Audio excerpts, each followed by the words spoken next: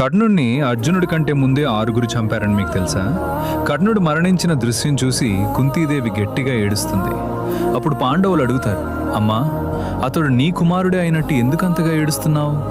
అప్పుడే కుంతీదేవి కర్ణుడి జన్మ రహస్యాన్ని వారికి చెప్తుంది. ఈ మాటలు విన్న అర్జునుడు తట్టుకోలేక బాధతో శ్రీకృష్ణుడి దగ్గరికి వెళ్ళి అంటాడు, నువ్వే కారణం, నీ వల్లే నా అన్నయ్యను నేను చంపాను. అప్పుడు శ్రీకృష్ణుడు చిరునవ్వుతో ఇలా అంటాడు, అర్జున, నువ్వు కర్ణుణ్ణి చంపలేదు. నీకు ముందే కర్ణుణ్ణి 6 సంహరించారు.